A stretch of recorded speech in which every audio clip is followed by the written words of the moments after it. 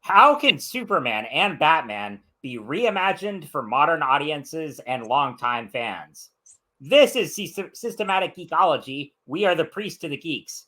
And I am one of your hosts, Kevin Schaeffer. And joining me today to talk all things Batman and Superman, and particularly the latest incarnations in the animated universe, Christian Ashley, Will Rose. Guys, how are you? Fantastic.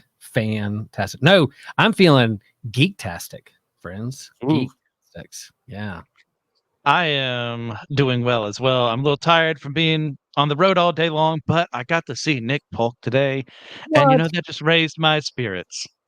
To geek out with one of our former hosts and friends, and sometimes on the episode, Nick Polk. What is he up to? What is he geek out? We could do a whole episode of where in the world is Nick Polk? This could be our episode, but thankfully we're not going to spend the whole time doing that. Yes.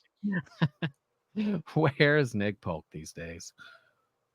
Oh, I love it. And as Will just said before we started recording, he's missing the Olympics and surfing to record this episode, which is a big sacrifice for him. So we know how he's basically the Silver Surfer in the real world. So, but we get to talk Batman and Superman. So, it's a win-win. It's a good trade.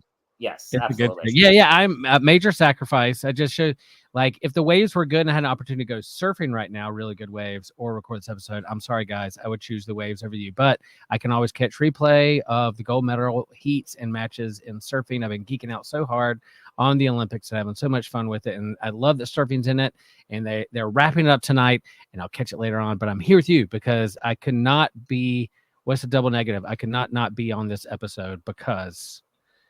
Man, Kevin floated out there in our chat and was like, "Hey, do you guys want to talk about this?" Like, yes, I love these cartoons. I love these shows. I love what they're doing. It's a good time to be a geek. So yeah, I'm here, loving it. I am stoked for this one. And before we get to the main topic, what are you guys geeking out on? Yeah, I just shared mine. It's the Olympics. Okay. I'm the dude. I mean, I'm not afraid to cry, but I don't think I'm like a big time crier. But like during the Olympics, I'm like crying during the commercials of like some kids trying to get to their dreams, and they pull my heartstrings. And even those that don't win gold, that like chase their dreams to be in the Olympics and train their whole life. I just love it so much. And I was a year-round swimmer when I was a kid, and so I love the swimming. And now that surfing's in it, and man, I even got into like the 100-meter dash last night. I'm geeking out hard on the Olympics. Right on. Yeah. I happened to acquire a CD that I used to listen to all the time back in the day, and I gifted that temporarily to Nick so that he could bring it to Theology Beer Camp and get Kevin Max to sign my Jesus Freak CD for me. I am very excited about that. He was very gracious enough to agree to do that for me. Nice. Oh, that's awesome. Speaking of signatures, so I went to GalaxyCon in Raleigh last weekend. Got multiple autographs and photo ops. The biggest ones on the comics world, I got to meet John Romita Jr., and he signed my copy of Daredevil, Man Without Fear. And then on the celebrity end, so I met Ron Perlman, John Bernthal and Deborah Ann Wool, Sam Raimi, which was amazing, Brandon Routh, and Dante Basco, and like other members of the Avatar Last Airbender cast.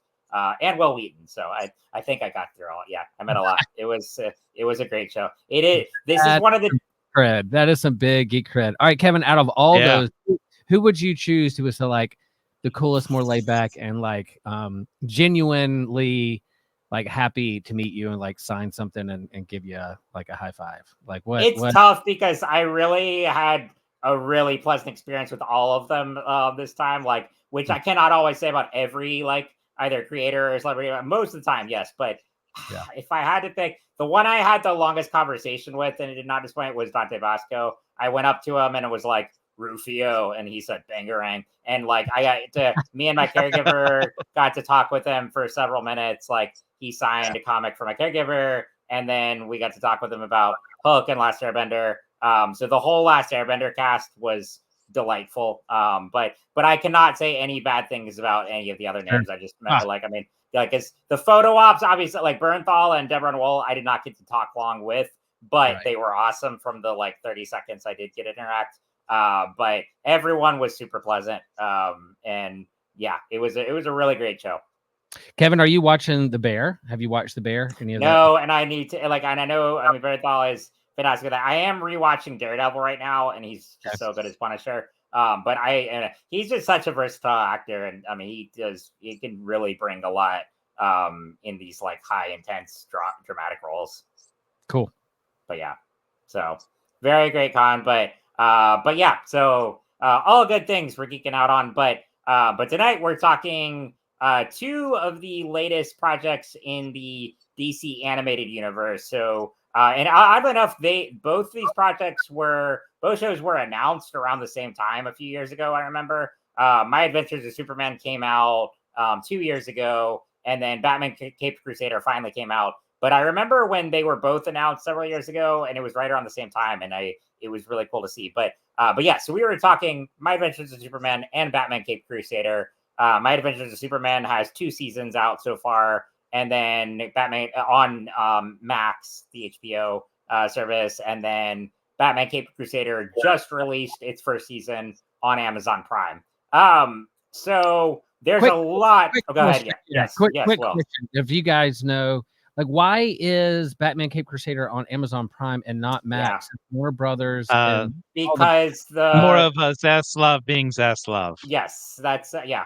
I'm gonna try not to trash like an individual, but also he deserves criticism. But yes, no, that was Zaslav cut it off among many shows and movies that were either canceled or removed entirely from the HBO Max library in the past year or so. Yes, he can't. Like, it was originally set to debut on Max, and then he canceled it. Amazon quickly snatched it up. So because I mean, they did. Great boon for them.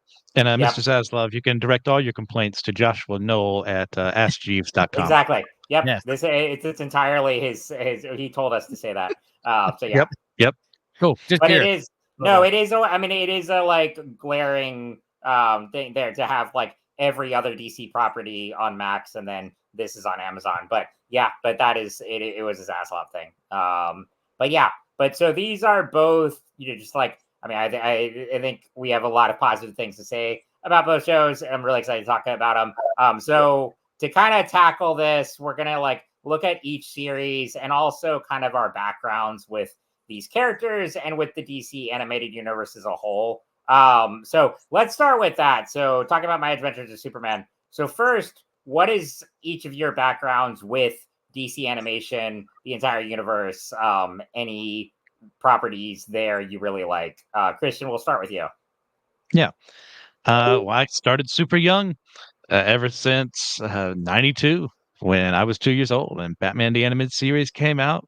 I watched it with my dad ever since.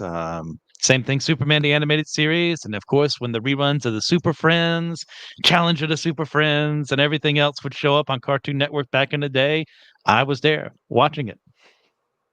Man. The glory days.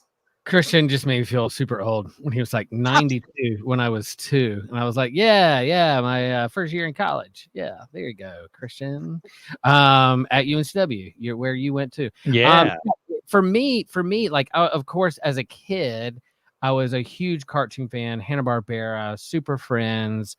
I loved Marvel Comics. I love Spider-Man and His Amazing Friends. I would grab mostly Marvel Comics, X-Men comics, but I would grab the occasional Superman or Batman comic because I love Super Friends and I just loved those heroes. I loved any kind of superhero. So I kind of Superman, Batman adjacent fans, as X-Men, Star Wars were my thing, but of course I couldn't help but the zeitgeist and the gravitational pull of the original heroes that started it all, Superman and Batman, I loved. And then when I stopped collecting, kind of when I got into high school, I kind of dropped off collecting, but I was still a geek at heart. And I remember being in college and catching Batman the Animated Series and Superman the Animated Series and just going like, man, this is so good. It was appointment television. I was like, yep, I'm not collecting or reading the comics. It was comics on TV. So I was watching those shows. And so any kind of that animated stuff, and of course that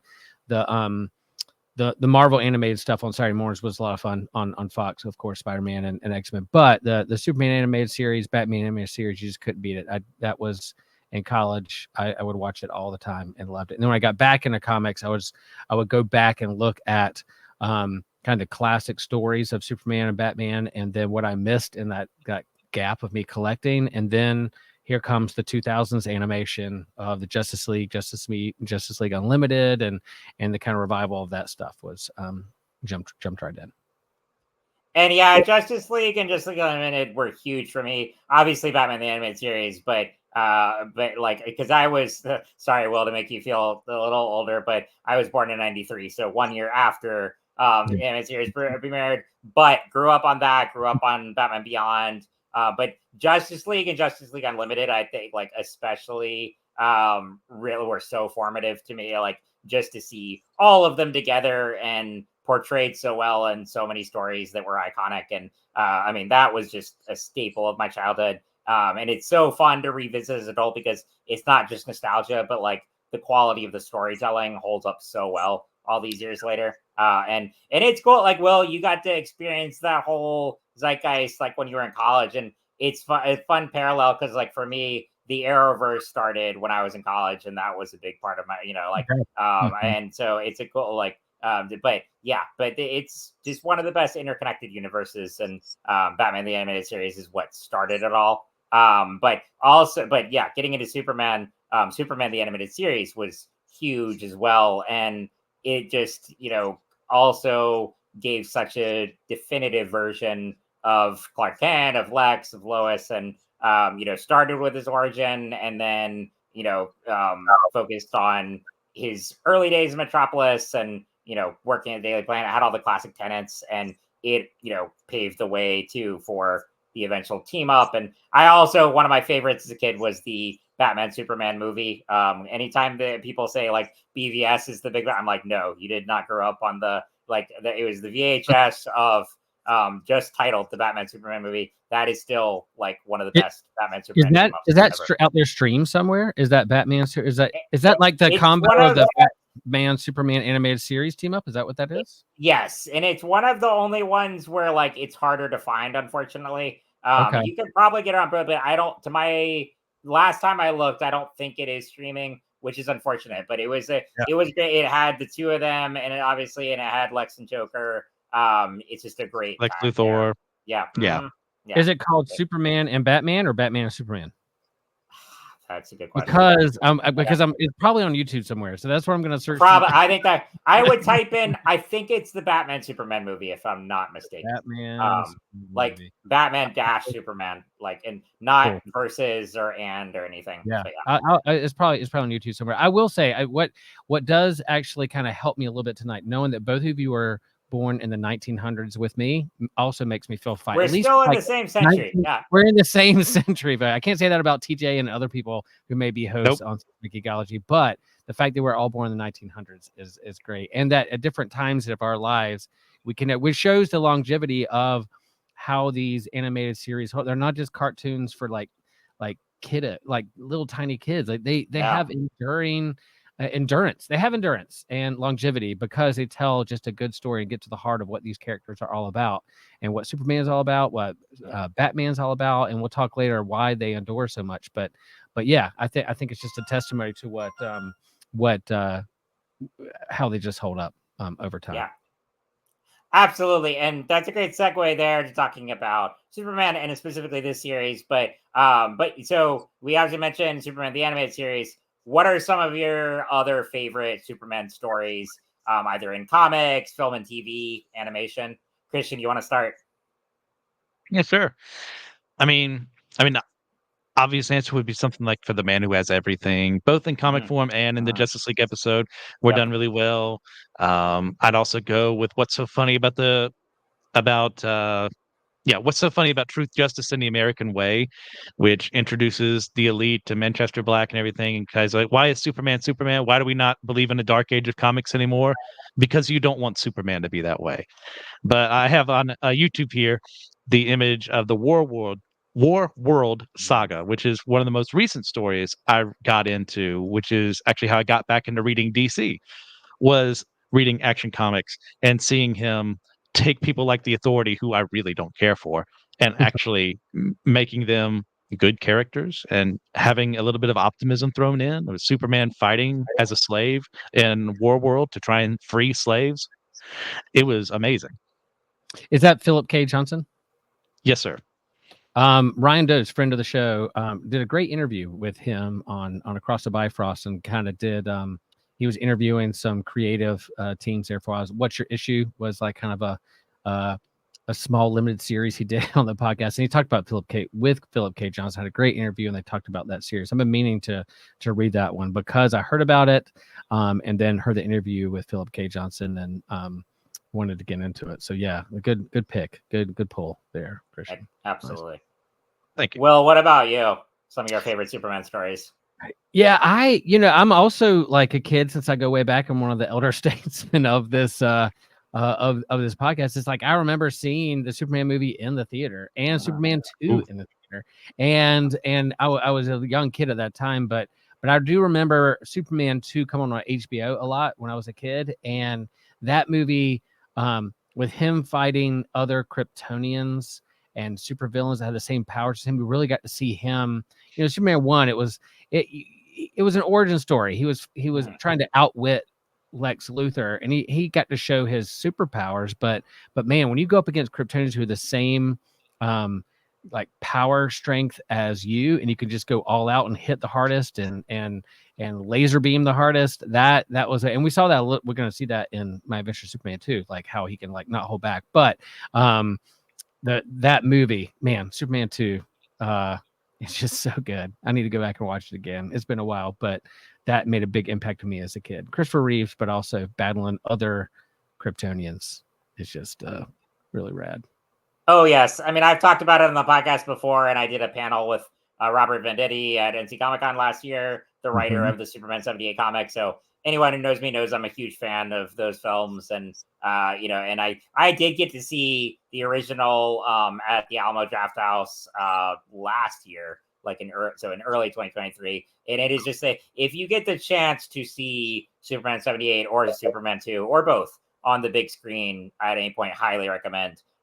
Superman Returns was the first Superman movie I got to see in theaters when I was a kid. Because I was in middle school when that came out. And having just met Brandon Routh, I can say he was like such a nice guy, was like born to play Superman. But some of my favorites in the comics are Superman for All Seasons. I love the Tomasi and Gleason run from the Rebirth era. For an alternate take, I love Red Sun. There are a lot of great stories out there. And yeah, there are many, and we'll talk in a bit about, what makes Superman still iconic and still relevant, all these years. Cause of course there are naysayers, and, I love to counteract those people. You're of course entitled to your opinions, but I will argue till the end of time that, Superman is one of the great superheroes for a reason. But I think Superman, like you said, Superman 78, that comic is pretty good too. If you like those movies, Robert Venditti, classic author who's friends of the North Carolina Comic Con crew.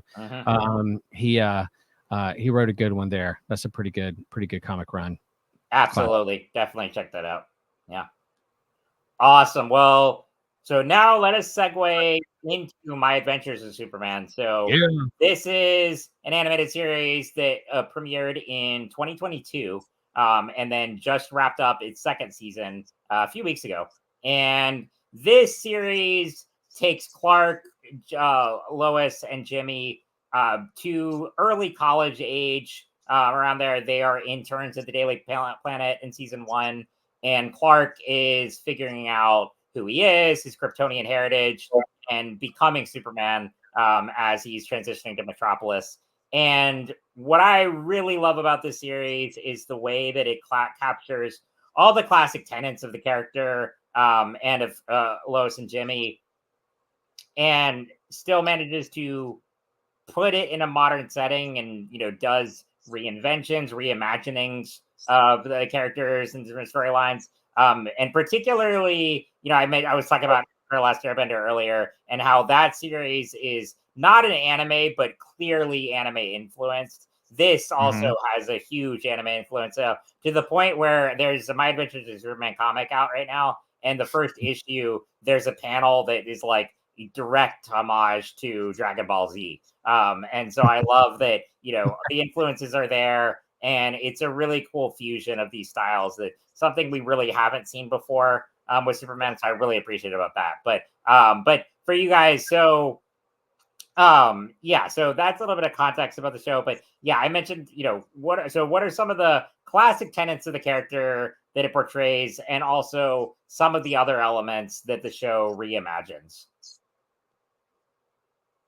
Yeah, I mean, we've got Superman in Metropolis while posing as a human, but also, being a superhero, trying to fight for the good of other people because of being raised by such good parents like Ma and Pa Kent, and working with with a sleuth like Lois Lane in a younger situation, but still doing her thing, and Jimmy Olsen doing his thing and modernizing it to the point where he's on the internet, and now he's focusing on conspiracy theories and stuff like that, and how they all three are trying to break their way into the newspaper business that's kind of a dying medium, but it's still part of the mythos, so you got to keep the Daily Planet there at some point in time. And we encounter villains all across of all different stripes. Some of them encountered, way earlier than you would expect in other adaptations. But yeah, it just is a fun way of having him be that big blue Boy Scout we all know and love, and be a bit goofy, but also have some harder moments.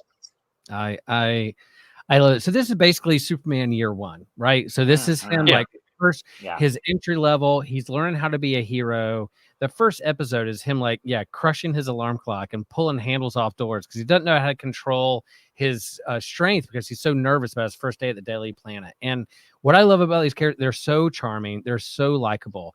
They're not like super like, I don't even know how to describe it. I don't want to stereotype any kind of one generation or anything, but I like, because I'm a part of one too that can also be criticized. But they are so charming and likable and hopeful, and they are self-aware, and their nervousness and anxiety of like wanting to be the best that they can be at what they do. And then the charm comes when they learn to be friends with each other. So you have Clark, Lois, and Jimmy, all three of them learning in real time how to be friends and how to just make it in this world. And the animation's great. It's not like hardcore like computer CGI stuff. It is 2D anime-esque, The Last Airbender kind of animation that I just adore. So the animation's fantastic, and just how they're characterized, and it's just so likable. I like them so much. You root for them, you pull for them, and they're just charming. So that's what I take away from it. And what Superman, my vision of Superman is in the real context world. Like there's tech, and there's cell phones, and there's internet, and there's people, they're live streaming what they're up to. Jimmy's live streaming instead of him being a photographer for Daily Planet with like a click, camera where you take it to get the film developed. He's live streaming on his social media and gaining money and popularity from that. So it's very modern. We'll get to it later, but the Cape Crusader is like set in the 40s. So you have like landline phones and Tommy guns and old classic cars. So the juxtapose between these two of like modern tech and then the throwback to the 1940s. But in the midst of it is the characters that make the show. And so these charming characters that you're rooting for, that you hope they get together and that their friendship blossoms, and that he learns how to be a hero, is all there. Even though they've modernized it with the tech and the people and the races and the genders or whatever you want to talk about, it's still the heart of who they are as characters, and get the heart of who they are. And we'll talk about that in a minute, what makes them who they are to begin with. But I couldn't love it more, as you could tell by what I've just been gushing over. Well, and I think you said it perfectly too, in terms of like the charm and the joy that the show is infused with, because like, I think, we'll get into this a little bit more about, again, what makes Superman still relevant. But I think like there is a tendency when creators are trying to update him for modern audiences, they think they need to go the angsty dark route. And not to say that there cannot be like dark, serious Superman stories. I mean, all of them are serious, but like, not to say you can't have a little darkness, a little angst. But when you have it that be like a defining element, I think you're missing a core tenet of who Superman is. Because like, yes, he's going to struggle. Yes, he's going to be sad. Yes, he's going to be tempted and going to, but I mean, he's still, that's the human side of him. But at the core of who he is like you said, Christian, he's raised by Ma and Pa Kent. He's infused with these values that push him to see the hope in humanity and compels him to want to save others and be a force for good. And beyond that, again, this show in particular puts a huge emphasis on Lois Lane and Jimmy Olsen and the dynamic there. So what about Lois Lane and Jimmy Olsen, their stories, who they are quintessential to Superman's story? I mean, they've been there pretty much since the very beginning. And you had the whole ordeal in comics where you could never progress a couple until they got married in the 90s. And they, unlike a certain other company, they stayed together as a couple because that's a natural progression for their characters. And they look after one another, they love each other, but they fight because they're people. But they both have lives outside of each other. They seek each other. But then when it comes to Jimmy too, you know, Jimmy Olsen, Superman's best pal, who across the years has gone through many different changes, sometimes quite literal whenever they needed to sell a new cover. And oh no, Jimmy's turned into a giant turtle or what have you. But and oh no, Jimmy's going to meet Darkseid this time. Fun fact: he still appears the first time there. But it gets the essence of both of them are shown in that Jimmy is someone who's going to rush after the story to get the best picture, or to live stream in this case, because hey, that's a great way to modernize it. It's great to reimagine him. If you're going to reimagine him, do it that way. Lois is still that plucky girl who's going to get herself in trouble because she's got to get the scoop. And she also knows later on, growing up through this series, that Clark is there. She doesn't use him as a safety net, but she also knows he can help her if something goes wrong. So I like to see how they explore them, and the whole race lifting thing. But this is a reimagining. If this was like we're trying to like remake something, the original comics, I'd be a little angry. But this is a new universe. This is their own spin on that thing. So I don't particularly get uppity about that. Yeah, I think representation is pretty important. And when they were all written, it wasn't that there wasn't like predominantly black characters in these comics because of just who was writing them, what was going on at the time. So to have like Superman's friend be a person of color, and also in the midst of that, I think it helps. Representation is important there. I also the friendship. I think Lois and Jimmy help ground Superman. Yes, he has power beyond anyone can imagine. He can fly above the clouds. He can go super fast. But what they do is they help ground him, and you look through their eyes of their friendship. And so, yeah, he can save a cat from a tree. Yeah, he can stop a car from speeding off, and he can save lots of people, and he can save the world, and he can stand against Amanda Waller's army. But it's really his friends that he has a heart with. And that's also not just his kryptonite that is his weakness, but also, man, villains that can tap into like his love for his friends and family and those he cares about. That's his real weakness. That's how you get at him. If you go after his friends, and you see some of that in season 2. But I think both of them ground them, and how the animation's done. You see on their face, like the fact there are times when Lois Lane she literally blushes, and Superman, Clark literally blush at each other and other things. I'm like, it's so good. It's like we should get we should get Elizabeth. We should get Pang to watch this. She might like the story. I think she would like it. I wonder what. Enjoy it. But yeah, Kevin, how about you? Like, what is about Lois Lane and Jimmy Olsen that they endure, but also they're inseparable? I think with Superman's story, they're inseparable. Inseparable, and I think here especially they're all in this like coming of age because like I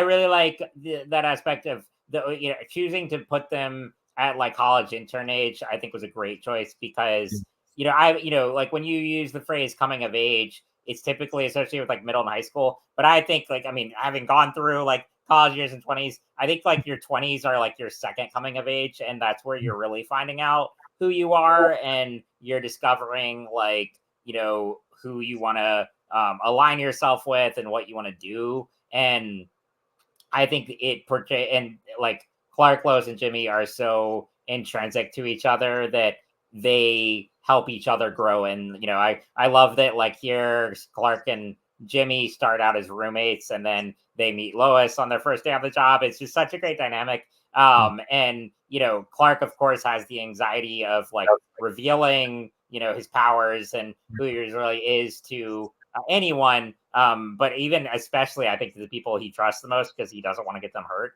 But it's a great moment when or like a really great storyline when Lois discovers who he is, and and instead of like being panicked, I think like they realize they can help each other and they can believe in one another, and I just love that dynamic so well. I also love Perry White's portrayal here, because I mean he's the classic like gruff editor-in-chief for the Daily Planet, but even more so here because again they're all interns, and these are like especially with Lois being the most ambitious, wants to go after the story. He's just like, oh, these college kids, like, I mean, like because it's one thing like in the classic superhero stories where she's his top reporter and all that, but here they're just like there to get coffee and stuff, and I love how they prove themselves and are able to climb the ladder, and then they get more to do in that respect in season 2.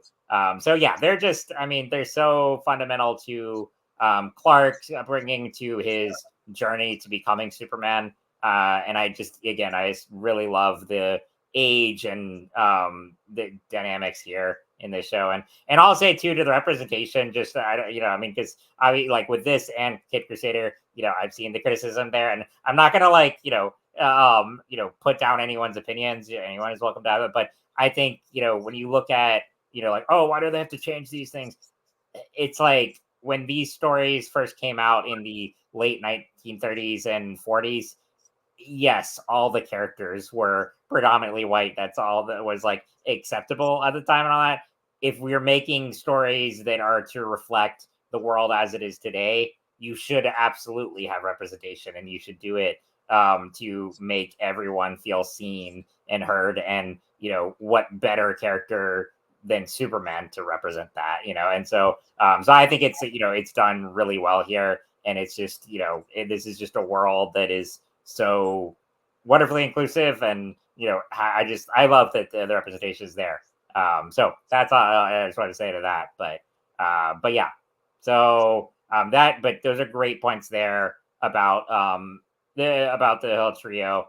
And then so season 1 does a lot with the three of them, and again, like Clark revealing himself as Superman to the world, and then having to save Metropolis at the end. And there's also stuff with like Sam Lane, and there are teases of the larger DC universe. But season 2 really explores the wider DC universe in more detail, bringing in characters from both like Superman comics and villains, but also several others throughout. So what are some ways that it introduces some of the other characters throughout DC Comics, and who are some of your favorites? Yeah. Go ahead, Will. Yeah. I was just like season 1. I think there's an element of like they say in the first episode, he asks like, "Who am I?" after like he's flying doing that stuff, and then it unfolds in season 1, even wrestling with like not even understanding this hologram of his dad and Kryptonian tech, and there's some hints at like alien invasion. Yeah, Amanda Waller, and he feels self-conscious about being an alien. Is he a human? Is he an alien? Is an Earthling? Is this fear of the other, the fear of the metahuman. They kind of do that a little bit towards the end, and you have Lois and her dad, and then Clark and his dad, and then I think that's nice way they handle that, where they handle their family and who they are and who they want to be apart from their family, and then what shaped them.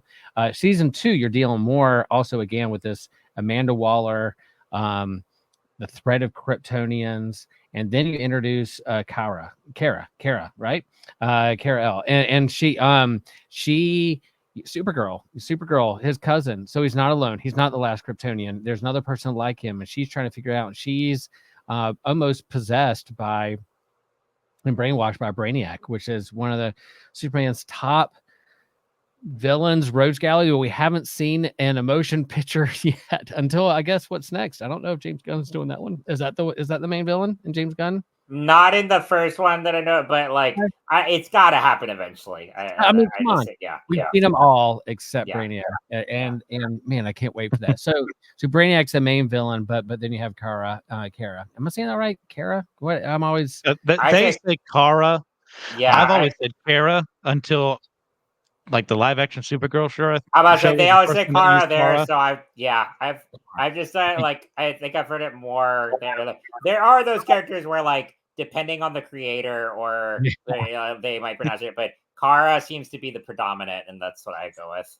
and there Yeah. you see tension between family, where I was born, my blood, but then also who raised me, the nature nurture kind of aspect of who I am and identity and friends and where do you belong and what makes you who are you, and her doubting him of who he really is, whether he's strong or not. And I mean I just love, I mean there's a lot of stuff in this season, whether it's just the tension between Lois and Clark and their relationship and romance, but also this supervillain and also their parents and Amanda Waller wanting to stop the threat. I mean, man, Amanda Waller's all over the place these days. We just talked about her in Suicide Squad. She's absolute power event in DC. She's coming up again in other aspects, but this one she's kind of the main antagonist, and she's got a point. Yeah, if there's aliens coming, you got to protect the Earth. I mean, with that much power, of course you're going to be scared. You got to close the borders if that's coming. If that's really the case, you got to do something about that. But this whole understanding of kind of current age of borders, the foreigner, the refugee, the other comes into play, because that's ultimately what's going on here with Superman. We talked about it before. He's not necessarily, I think, as much as a Christ figure as I see him as a Moses figure, as someone who is a deliverer from put in a basket and thrown to another universe and sent to save, and that power set. So anyway, I just loved how the season set that up, and then Kara, man, I always mess it up. I feel self-conscious about that. Talk about being self-conscious. In her aspect, knowing that she's gonna have a movie of her own pretty soon by the DC universe and James Gunn. I can't wait for that. But I loved that tension between those two, family, cousins, same power set, who you're protecting, where do you belong. Those questions are man, there's a reason those questions have been around a long time and aren't going anywhere.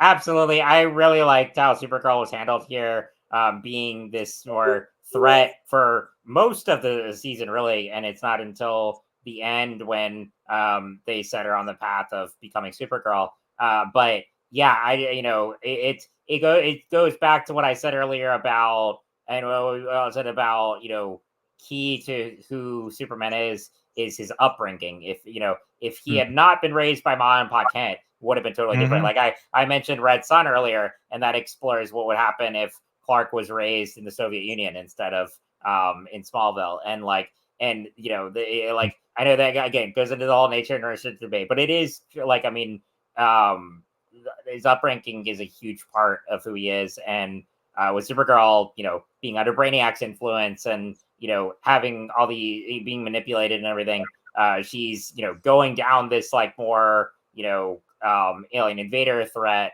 path, and then once she meets Clark. And I also love the like flirtations between her and Jimmy. I'm interested in seeing where that goes, and that was a really highlight of season 2 for me as well. But I thought that like her arc was handled really well here, and I cannot wait to see where that goes too. Yeah, I really enjoyed how they had her in this series as like a foil to Clark. The nature versus nurture debate was a huge part of this, of her growing under the influence of Brainiac, who is this absolute monster in every continuity he's ever been in, unless he's Brainiac 5. But that's a separate issue. And it's yeah. And it's just a beautiful thing to see Clark feel like, oh, I'm not alone. And even though I have my friends, I have humanity here, but I know I'm not human. I know I'm something else. Is there anyone else out there? And we get that here. And obviously, for those of you who know Superman, that there's not that many Kryptonians left until, continuity keeps going on, and eventually we find more and we find more again. And then a crisis happens, and now it's just Superman, and then it'll be Supergirl. And it's comics, it's cyclical, it is what it is. But for here, that moment of I'm not alone, but the only other me out there, a person like me, is fighting me, and also his family. So what am I supposed to do with that? Wrestling with that, and him, the fight with Brainiac, and Brainiac using the Black Mercy to have that moment to mess with Superman's mind as well and get him under his thrall was really great. I love the way to use Brainiac here, and I especially loved how they got rid of him for good. I mean, what better thing to get rid of your villain than to just throw him in the sun? Ah, And classic. I will say Classic as well, Superman. yeah, we also got introduced to my boy Steel, Shaquille O'Neal Yes. himself Yes. in this series, and I really enjoyed his episode. And of course, we finally learn as well who Lex Luthor actually is. It is that guy Alex from the first season. So technically, he Uh-huh. appeared there first, but now we know for sure it's him, and he has a Yeah, and huge grudge against Superman. yeah, Yeah, is go ahead. here's year one too. Like if they're just like college interns and late teens, early 20 somethings, then so is Lex. And I love that aspect too. He's still Yes, learning how to be, and there's that jealousy or fear of the other, or I need the attention, or why is Superman better than me? I feel like I'm better than Superman. It's the roots are all there. And it's prevalent in our discussion today of like tech and whether we run tech or tech runs us. And then the whole AI debate, like Brainiac is super relevant in terms of like the extinction of a species. I think yeah, let's learn from Krypton, not just like environmentalism and like making sure we pay attention to our scientists about what to do about those things, but also like present day, like AI and tech, and whether it runs us or we run it, or the threat, like, or whether it grows consciousness. I don't.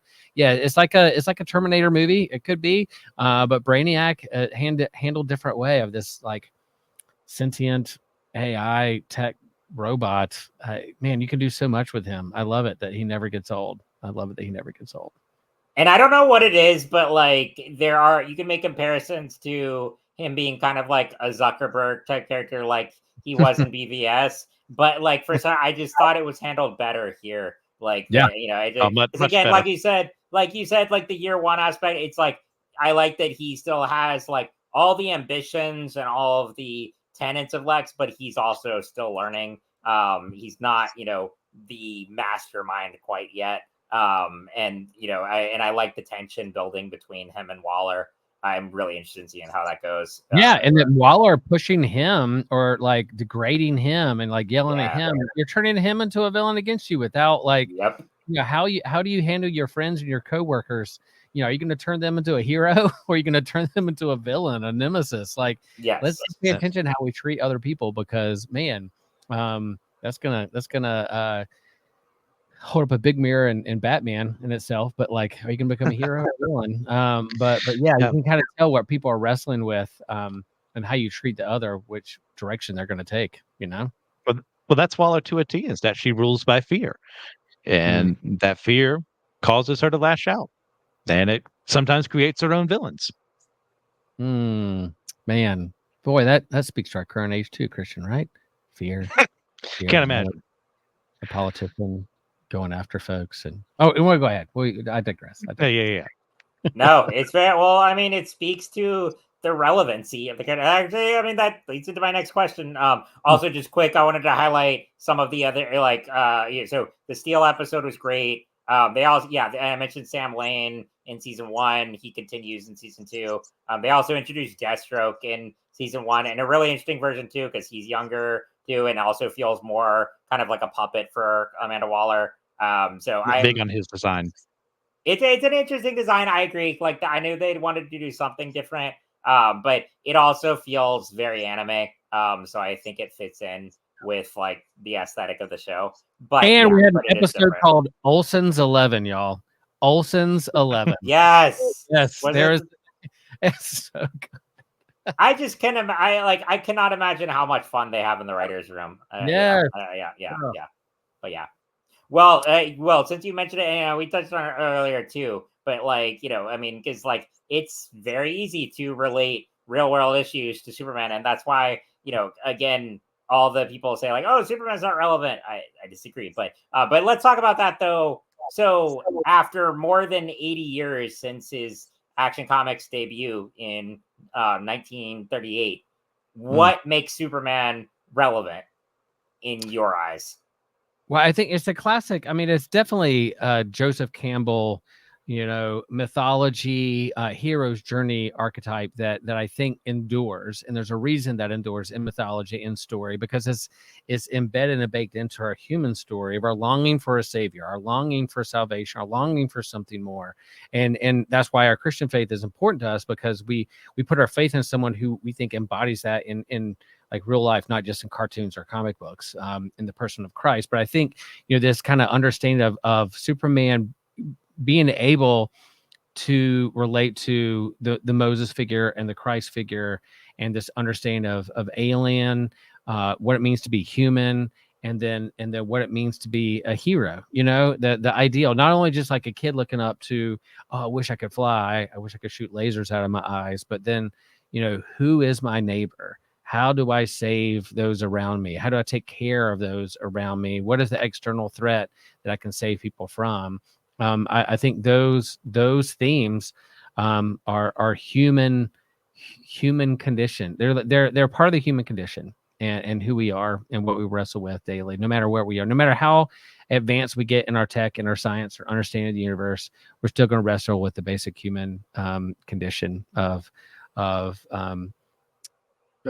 fallen nature, but also our desire to be good and Satan's center and all those things. So that's why it endures. If you write it well, people and people write them in different ways, and kind of how they're trying to work out their own junk, and that's fine. Mark Millar will write ways, and Edward Berger will write his way, J.J. Abrams write his way, and we'll do our way. But I think there's a reason why he is such an enduring figure, because it taps into what it means to be human, or what we long to be in terms of human and society.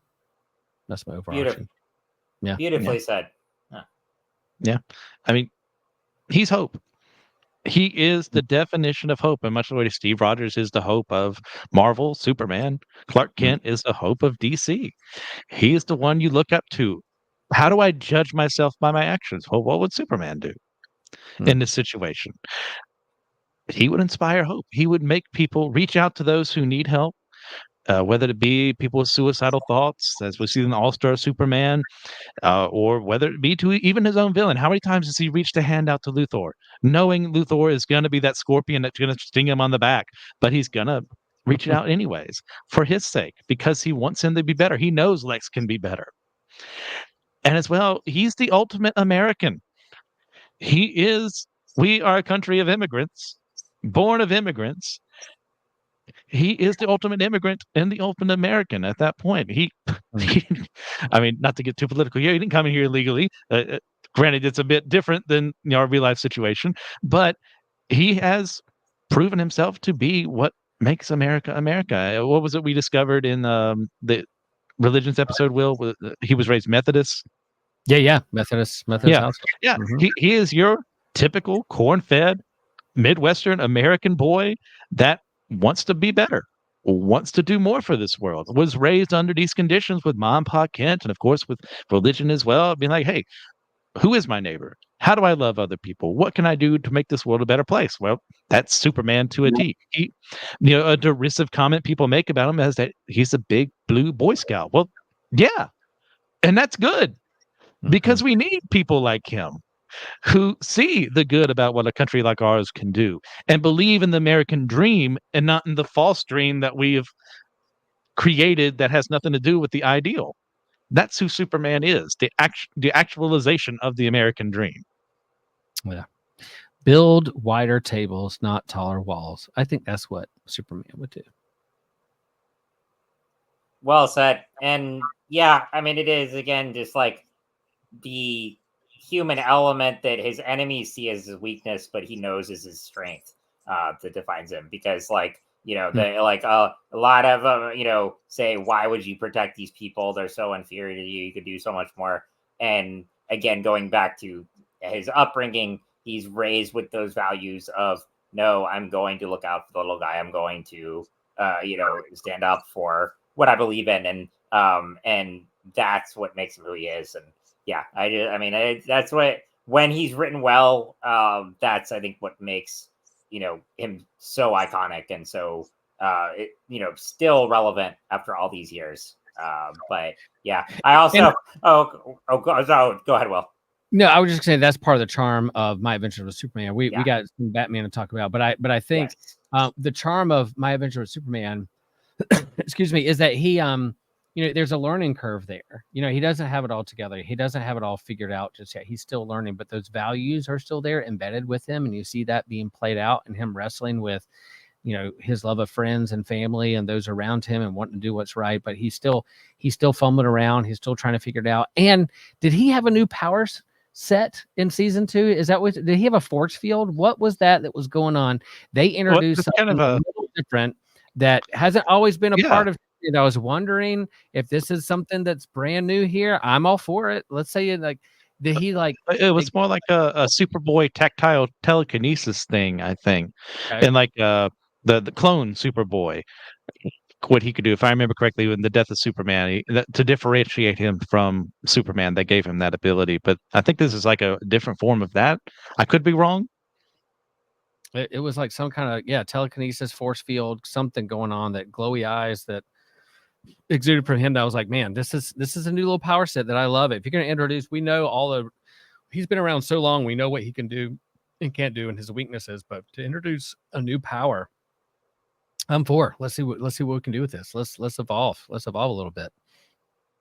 It's very cool. And I was just gonna say too, one last note here is that the voice actor playing Superman is Jack Quaid, who does a great job, but it's just really funny that he plays him here, then stars in a very different take on superheroes in another show, very popular. So playing in The Boys. So it is very, he's so two different very takes on superheroes, but he does a great job here, and as well as the rest of the cast. But yes, I know. Sorry, Josh is going to have some editing to do because we're going to go over. But this is too good an episode to not talk. But let's move on to Batman. Hopefully, this conversation will lure him. Josh with the bad opinions is talking about how he couldn't really get into it. He only watched a couple episodes. They're like, "What are you talking about? This is the most charming cartoon and story I've ever seen." And you're going to be like, "No, I couldn't get into it." Anyway, Joshua, keep it up. At least go watch Olsen's 11. I think so too. Yeah. Just at least watch that. When I saw that text, I did not want to berate him. I'm like, I gotta be respectful to it, but Josh, go watch it. It's so good. Yep. It's just my default sometimes to see. Oh well, I think, and my eyes just start automatically rolling, even if I agree with what he says. Eventually, it's just a learned reaction. Yep. That's why we love him. That's why we're here. Oh, absolutely. Oh yes. Okay, so moving on to Batman Caped Crusader. I know we got a lot to talk about here too. Hey, it's one season. We just talked about 2 seasons of that, and Superman's been around 80 years. Of course, we're going to gush all over Superman. That's true. And Batman's been around just almost as long, but this is one season. We can do similar stuff, but it's not as. But hang in there, folks. Hang in there with us. I believe in you. I hope you're enjoying this one, and thank you for sticking around. But yeah, so we talked a little bit earlier our background with Batman the Animated Series. Just real quick, do you guys have any favorite episodes? For this one or animated series? For the animated series first. Oh man, we'll take it. I need to think. I can list a few of mine too if you need a minute. Yeah, go for it. Being a like Star Wars Luke Skywalker fan, I mean, come on, the Joker. I mean, what are we talking about here? There he is, the Luke Skywalker himself, and I think the Joker portrayed in this is good. The origin of Harley Quinn, that's where she emerged from in this series, and then eventually in later episodes when you get into Robin and them hanging around with each other and kind of plan that out. I'm a big fan of Robin. I've always been a fan of Dick Grayson and other Robins, and like the sidekick of Batman is a little bit lighter edge or a little bit more comical, or just not as broody as Batman. I've just always been a fan of Robin and Dick Grayson. So I love it when he shows up. I love when Nightwing shows up. He's great in the show. And yeah, I mean, some of my favorites are Beware the Gray Ghost is one of the most iconic. Excellent choice. Was that which is an original character they did, and none other than Adam West voiced that character. Still love that episode. Still remember the first time I watched it. Almost Got Him is another one favorite, where all the villains are sitting around talking about how they almost captured Batman. And it's just, that one is so good. Heart of Ice, of course, is an Emmy award winning one that reinvented Mr. Freeze. and ever since then, they other creators have like looked to that as the definitive version of Mr. Freeze. There are so many good ones, but Christian, what are some of your favorites from Yeah, BTAS? I will definitely second Almost Got Him. I mean, it's like the perfect way to show all the villains and their schemes. Now, they kind of recognize the futility of their actions. They always fail, but they keep doing it because they're mad. Imagine that. Batman villains, not exactly the you know, straightest of minds, we'll put it that way. Uh, and I can't remember the name of the episode, but it's the one where this just the random guy like gets angry at the car next to him, only to find out it's the Joker that he was about to like flip off or something like that. So Oh he, yeah, yeah, yeah, Joker makes yeah, his life yeah. a living hell until he gets the last laugh on him. But I mean, as well, if we're including the new uh, Yeah, I Batman think it's the animated same series, art, same universe. Yeah, yeah, yeah, Joker's Millions as well. yeah. Just that there is Great one one. person out there who got the last laugh on the Joker by pitting him against the IRS makes me cackle every single time. And my final one I'll put is was the day I killed Batman or whatever it is. It's not. It's Yeah, yeah, I yeah, yeah, definitely yeah, butchered the yeah. title.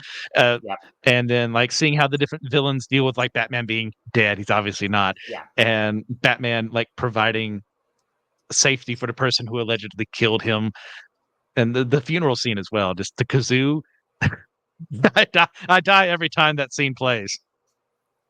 The writing is just so good for it's it has the banner of a children's Saturday morning cartoon. And no diss to children's Saturday morning cartoons, but this is just all these years later, it still is a show that is thematically engaging and so mature in its storytelling, and is just as enjoyable for adults and kids and everything in between. But Yes. I bring up the animated series because Batman Cape Crusader is very much a spiritual successor to the original series, and even how it came about. So I mean, the first thing you see in the opening credits is executive producer Bruce Timm, who of course was one of the chief architects of the animated series and the entire DC animated universe. And originally, Warner Brothers approached him about doing a continuation or a revival of the animated series, and he declined that offer first and said, "No, I've kind of done what I wanted there." And they have done a comic continuation. I've got it on my shelf over here. But with some of the original creators write that book, but he wasn't interested in doing a strict revival. And then he came back to it and decided he didn't want to do a direct continuation, but he wanted to, like I said, do more of a spiritual successor, do something that is like geared toward fans of the animated series, but takes a slightly different reimagining, and does some of the ideas that he never got to do in the initial run in the 90s, and bring a more mature, adult oriented tone with this series. And that's how Cape Crusader came about. Also, executive producers include J.J. Abrams, Matt Reeves, director of The Batman, and Ed Brubaker heads up the writing team. So it is just, as much it is a love letter to the animated series, it also does reimagine things, and puts a different spin on characters, and really captures the essence of the 1940s Batman. So yeah, I thoroughly enjoyed the series. I know I just finished season 1 today, so I think we'll be able to dissect it more in the future when we have time to absorb it. But just what are your initial thoughts on Cape Crusader, and the ways that it captures the classic, both like the 90s series and the 1940s Batman, and also reimagines other elements and characters? Yeah, I think, yeah, when you're watching, you can't help but think of the original animated series, because that's the style, that's the vibe that it's going for. But it's also set in the 1940s. It's not like Batman in the 90s with the animated series or whatever. I mean, it was throwback, but not real throwback. This is again Batman year one, or like not just year one, like Frank Miller style, like 1940s. Like him and Commissioner Gordon are not friends yet. There's not the bat signal. He's still like got the long pointy ears and just the gray and the black, throwback from the original Detective Comics first appearance of Bruce Wayne and the Batman. So I love that that's the vibe that they're going for, along with some reimagining kind of Elseworlds or What If of some of his classic rogues gallery, because you can't beat Batman's rogues gallery. I mean, Spider-Man has good rogues gallery. There's some good villains out there for the Avengers. Superman has his, but Batman's villains rogues galleries, you just can't beat it. They're just classic. And to do a reimagining of some of that for a little bit more representation and reimagining for a current audience, but still having it kind of this throwback retro nostalgia from the 1940s is super cool. Noir, classic. I love the tone. I love the vibe. It's really well done. Absolutely. Yeah, this was a lot of fun. I mean, obviously, compared to the animated series, it's not as good, but it's just the one season, so it's an unfair. It was going to be compared either way, but right now it's extremely unfair. Yeah, And so I'll be rating that as divorced as I can later on. But yeah, it was super nice to see, Batman just starting off, meeting his villains for the first time, um, trying to save the city. Like, this Bruce Wayne, how is he different from other Bruce Waynes? Well, I wish we would have explored him a little more, but once again, in our current settlement, we only have so many episodes per season, unlike what we used to do back in the day. So I will still complain about that with my dying breath. 10 was not enough. We needed more. But as far as what it was actually telling, the introductions of the villains were amazing. I'm glad they all got their own little spotlight episode. Harvey Dent gets 2 at the very end, but I could not remember. I'd never seen Onomatopoeia before. I did not know who he was. And this was my introduction to him. So it was very nice to see someone. Kevin Smith who- creation. Yeah. Kevin Smith creation. in Yeah. the Kevin Smith creation in his Green Arrow run. So that was a nice deal. It was I thought the two biggest like that, and then an original character create was, what was it, the Gentleman's Ghost or whatever? So But, yeah. bringing that, he was originally a Hawkman villain, if I remember correctly, who was kind of like shifted a little towards Batman. But yeah, it was great to see him too. The cop side of things, I really enjoyed Gordon's portrayal. He was, really hard to mess up Commissioner Gordon. I mean, you have to really assassinate his character for that. And then Renee Montoya, of course, being one of the only honest cops on the force, enjoyed her. I was a little miffed about Bullock being like pure bad cop, and Jim Corrigan too, who, by the way, is the first Spectre. So I was that was a good twist. I'm just not happy about the character they chose to do it with. So there's that. I would have liked to have seen a little more nuance there, other than just Gordon and Montoya being our good cops of the series. Other than that, I mean, the reimaginings for the villains were really done well. We'll get to favorite episodes in a little bit, so I'll stop for right now. Yeah. No, I had the same thought about Bullock too, because like what I like about him in the animated series is that he's like, he hates Batman and he wants to take him down, but he's like, he is also not a corrupt cop, though. He wants to like kind of do good, and he thinks like Batman is not the way to go about it. But here they grouped him in with Flash, and I mean, I get they needed like that divide there, and I like the tension there in the Force, and I love Renee Montoya. I would say Harley. I mean, I'm a big Harley Quinn fan in general, and I especially liked her portrayal here because I like that there was zero connection to the Joker, and not only that, but like you see her as the therapist. I'm going to talk about the therapy in a little bit, but you see her as a therapist first, as Harley Quinzel, and then her origin here is that I really like it. Is that for any of the patients she has that are I not only like not making any progress, but are doing harm to others, and she sees that, she kind of puts aside her patient confidentiality and her morals there as a therapist, and takes these people captive and makes them suffer, which is like, I mean, obviously it's still bad, but it's also like, hey, that's a good villain origin. Like, I mean, and you can, I mean, it mirrors Poison Ivy in a way of like, yes, her methods aren't great, but she's also going after bad people, and like I kind of like that a lot. So I really love that, but yeah, But yes, so I think you guys said it really well as far as the parallels to the animated series, some of the things it does differently. Yeah, so from season 1, do you have a favorite episode or two so far? Yeah, I really loved one about like is Harley Quintal? Is that what they're doing? Yes, Quinzel. Quinzel. Yeah, a little different variation on the name, but I like it that Bruce is one of her clients, and that you can, it's hard to tell a good Batman story and not eventually get to Joker. The fact that they didn't do Joker at all, like this season, and like she's separate from the Joker, I do like that. Similar to like my adventure with Superman, it's hard to do like a full Superman without Lex Luthor, but you can tell a good Superman story without Lex, and even though he shows up in that season, it's not like the main nemesis. And I just love the episode. What is it? Episode 4, Night of the Hunters, where they finally said they have this like police force plan to take down Batman with these kind of bait and trap plans, and they don't work. He outsmarts them every single time. And the fact, and I love it when I love that origin story of Gordon not understanding Batman, but Batman kind of sees the good in him, and he's eventually comes to understand that Batman's not as bad as he thinks he is.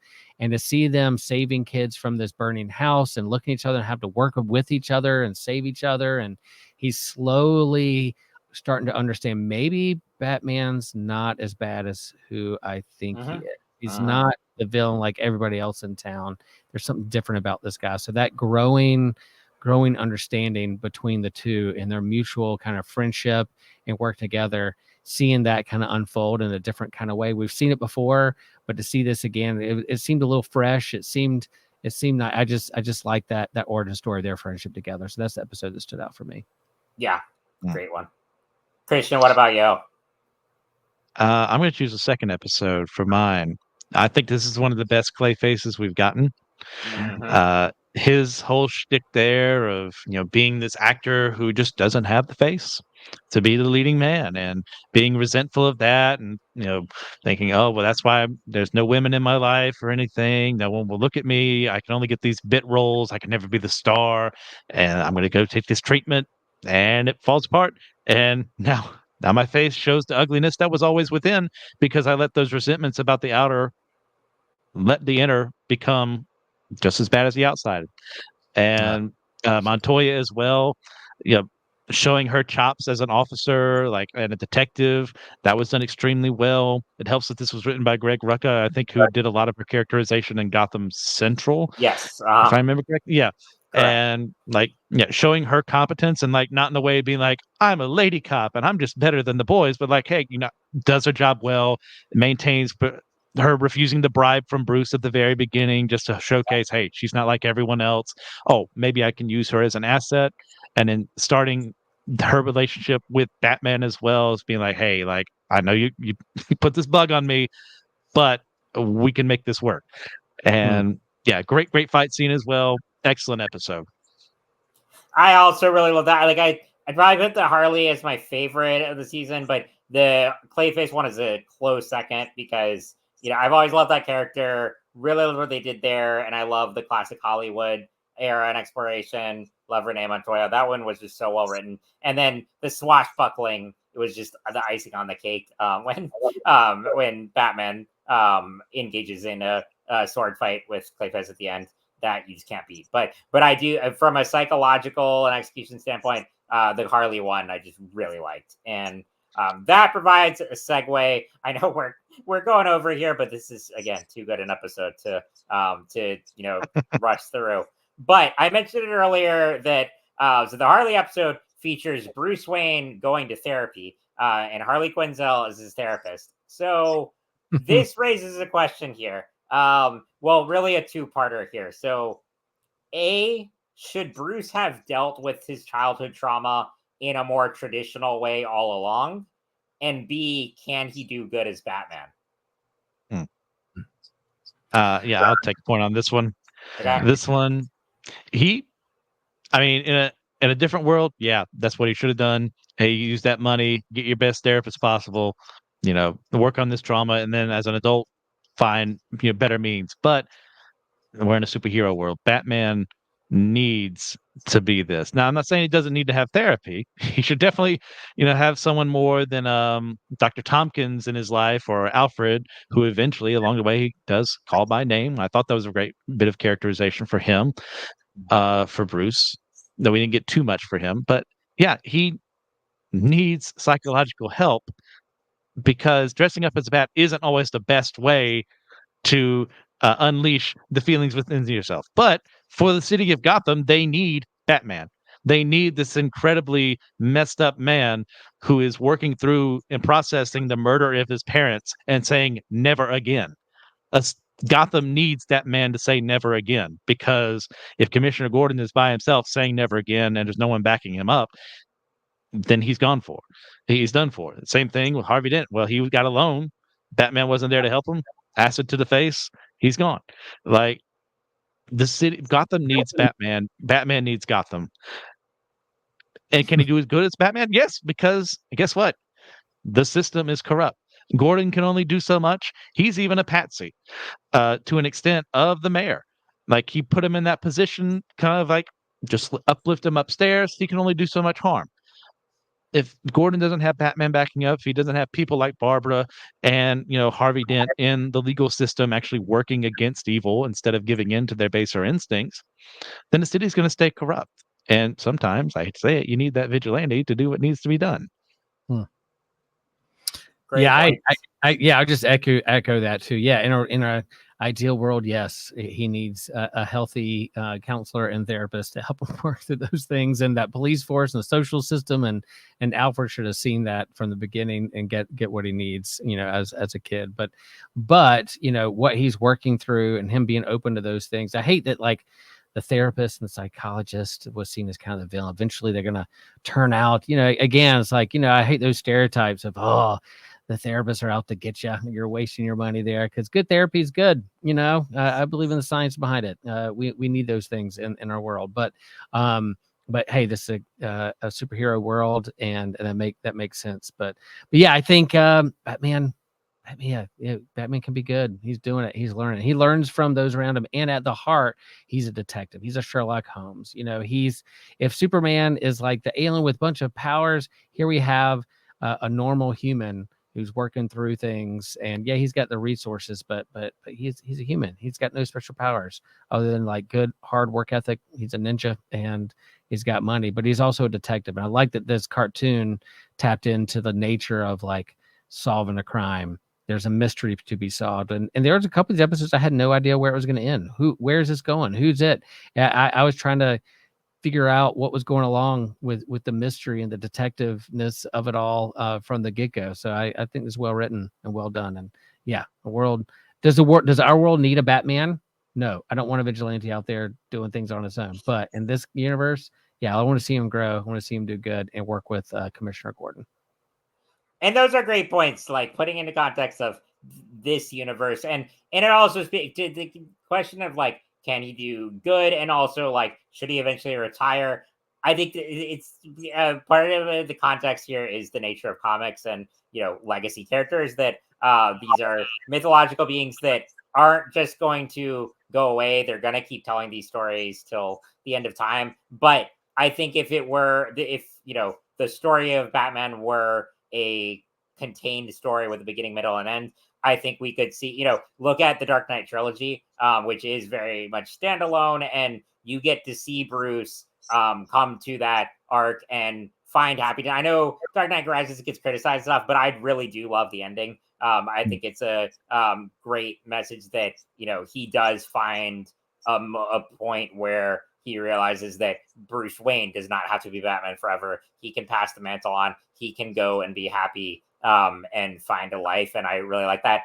But again, in comics and animation and these long-standing legacies, it's just not going to happen because like they're gonna keep making these stories. And so, but I think you said it so well as far as like, yes, I would love to see Bruce get therapy too. But also, yes, he can absolutely do good as Batman. And since you mentioned too, like his treatment toward Alfred is pretty brutal. And I was listening to a podcast earlier where he treats him like second class and like his employee and not his friend or his father figure, which is very different than portrayals we've seen in the past. And I think it speaks to the kind of year one aspect here, where he still has a lot of growth to do. And he does at the end of the season call him by his first name, and we get the sense that, okay, maybe he is starting to look inward a bit and realize, in the same way that the Matt Reeves Batman film did this, that where he is like, more angsty, more vengeance seeking.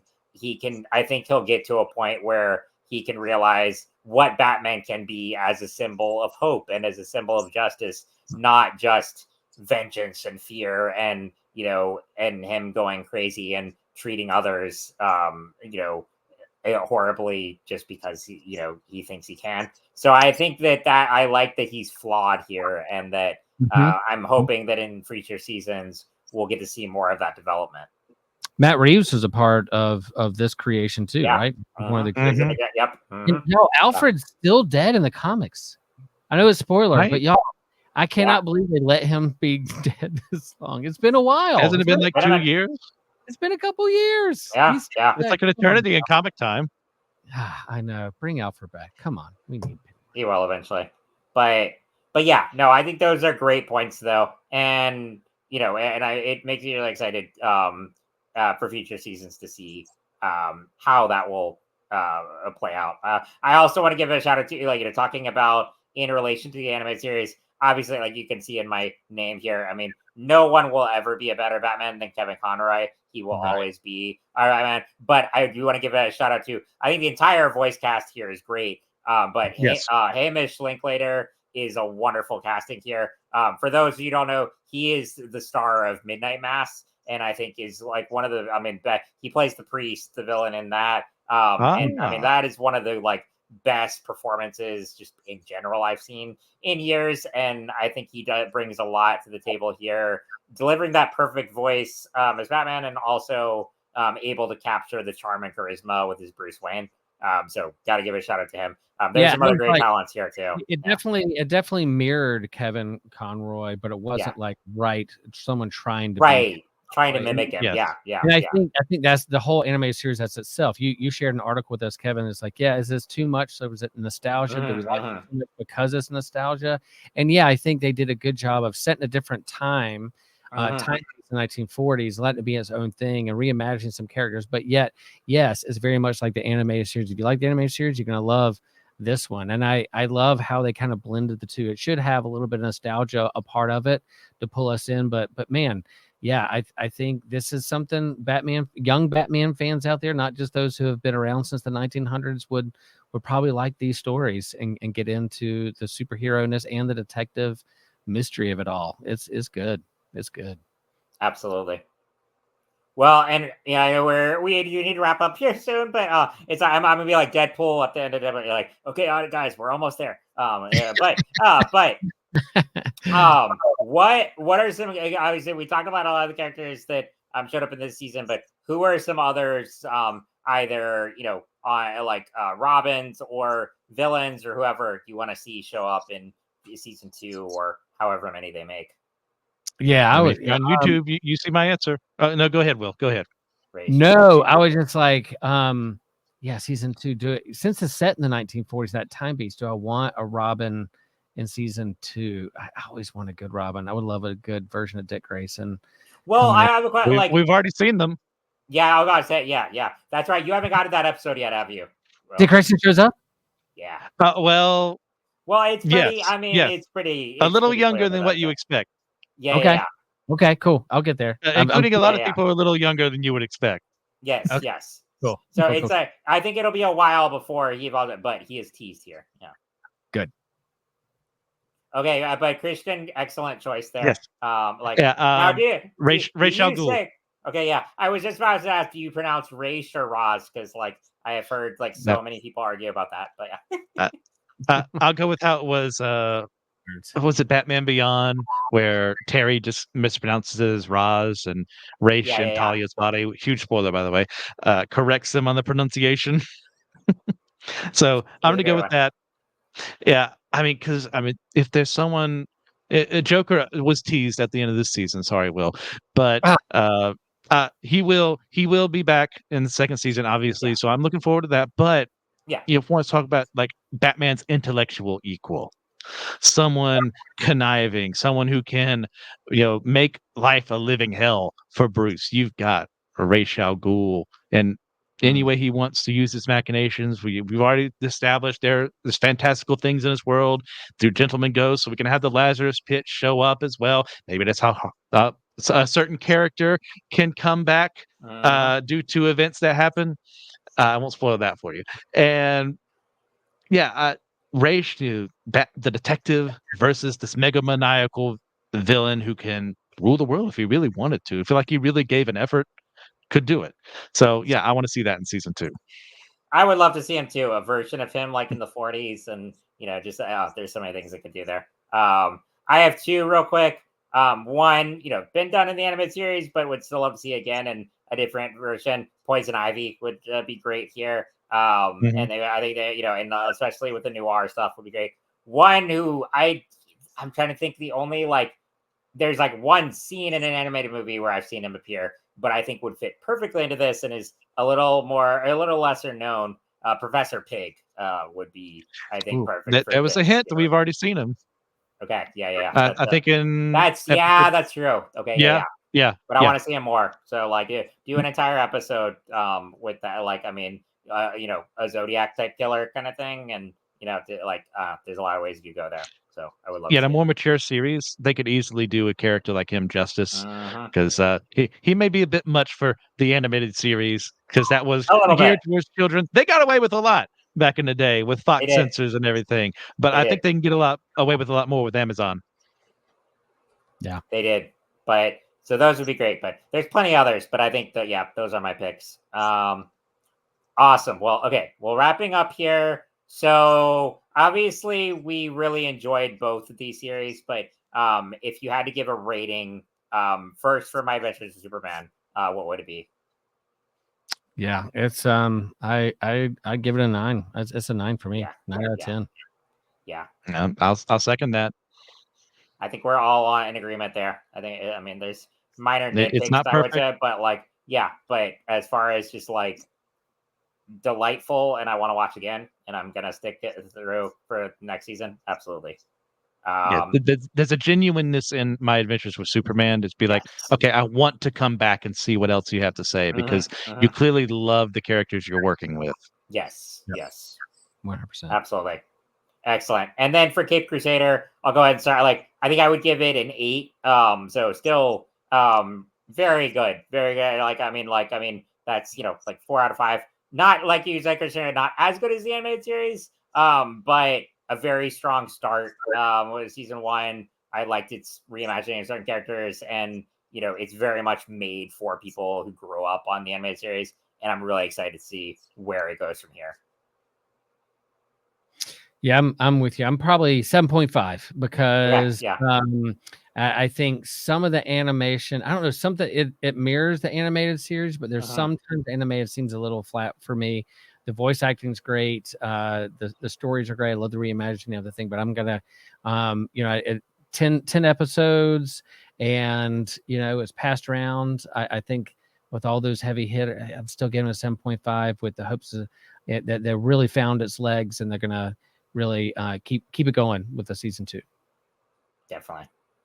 Yeah, I'll join Will. The 7.5 out of 10 for me. It's just I think there's just something a little more polish needs to be given here. I'd love to see more of Bruce at a certain point in time. Yes, I know Bruce is the mask and Batman's the actual face, blah blah blah.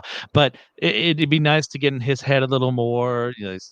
His circumstances. Yeah, I don't want to see the Thomas and Martha Wayne die scene for the 50 billionth time again. But explore that a little bit and everything. So there's that, and the villains are fine. I have come around on the Harley Quinn. I wasn't big on it at first, because the whole thing about the mad love is what really makes her her. And I really don't like what they've done with Harley Quinn in recent years, because they just keep over saturating comics and media with her instead of and trying to make her a hero at certain points in time too, as I understand. And that's not Harley. But this one is her own thing. I think, apart from the Joker, really enjoyed that. So yeah, I think we got a solid start. 7.5. Nice. Excellent. Well, guys, this has been a blast, and I think so. For listeners out there, viewers, go watch both of these. We would love to chat about these in the larger DC animated universe and anything DC with you all anytime. So please leave a 5-star review, like us on YouTube, and another reminder: if we get 50 likes on a video, we will record Will running around in a field of flowers, frolicking through the flowers. Tell me you don't want to see that. All you have to do is like the video, tell your friends to like it. It's only 50 likes. It's not too many. Yeah, you don't even have to watch the whole video. You just like it. No, just like it. That's all. Smash the like button and then go away. Yeah. And that's all. Ruin our analytics. Ruin our analytics, but we can still get to that video of Will frolicking through flowers. So I also want to give a shout out to some Patreons here. Russell Gentry, Justin Vaughn, Annette Noel, Jeannie Mattingly. I apologize if I pronounce any of those wrong, but y'all are awesome. Thank you so much. And to all of our Patreons, all our supporters, anyone who supports the show, we love you all. And remember, we are all a chosen people, a geekdom of priests. Cool.